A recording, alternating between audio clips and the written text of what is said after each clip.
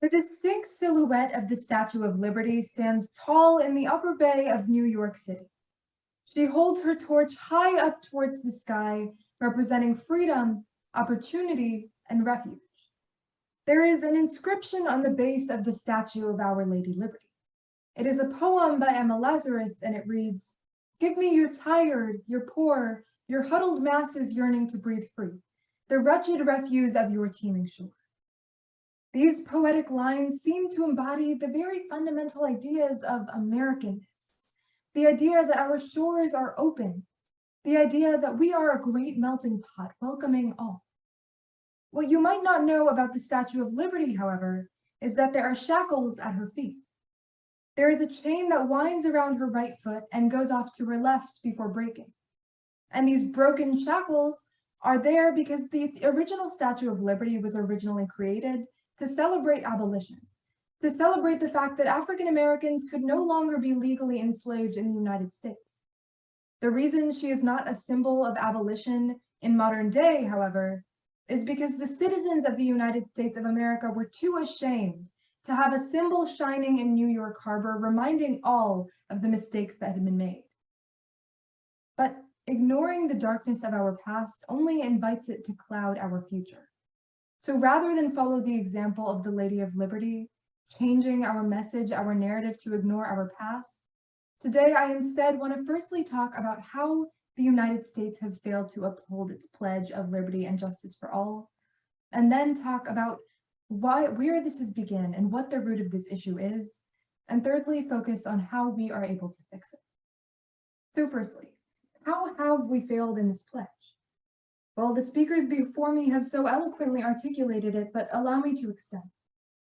We pledge in the Pledge of Allegiance to make a country that has liberty and justice for all. But liberty, as an op-ed piece from 2015 said, has been reduced to a license for self-centeredness, and justice has been diminished to mere retaliatory action. Dictionaries define liberty as the state of being free, diminish liberty to mere action taken in vengeance. But it is so much more than that. The heritage of the liberty and justice that we seek for in our country is about creating a level playing field, a level foundation upon which we can build a better society. But that playing field can't be level when white women make 70 cents to a man's dollar and Hispanic women make 30 cents to a man's dollar. It can't be level when there is anti-Asian American hate crimes that extend back to the Chinese Exclusion Act of 1882 or Angel Island.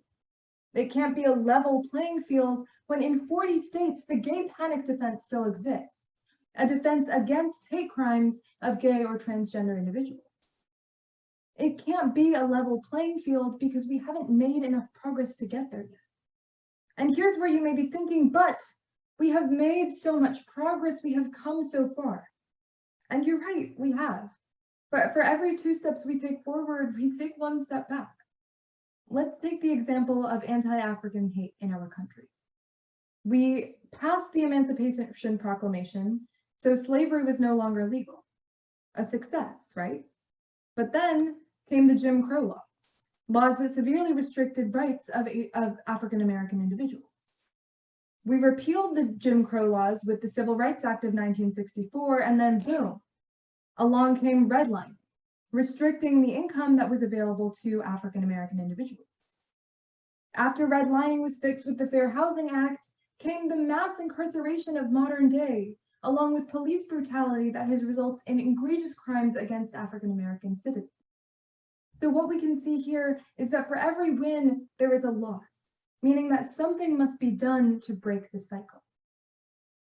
So we know that we have not been upholding this pledge, but why is that? We are a nation, after all, full of bright minds working towards a brighter future. Why haven't we been able to achieve liberty and justice for all? Well, in essence, it's about implicit bias. Sure, for example, the Chinese Exclusion Acts were repealed, but that doesn't mean there isn't anti-Asian crime in the status quo. Because with every generation, they are taught the history of years past, but not how to solve for it. So implicit biases against racial groups, against women, against gay and transgender populations, against every minority are perpetuated generation to generation. The only place that we can solve it is in the youth, because they are the ones that can truly solve the issue. That brings me to solutions. It is a common idiom among political speeches that the youth of today are the leaders of tomorrow. Solving this issue starts in classrooms. We will be able to break this cycle by programs targeting how to be anti-racist, how to be proactive citizens of society, because once children understand that, they can go forth to teach it to future generations.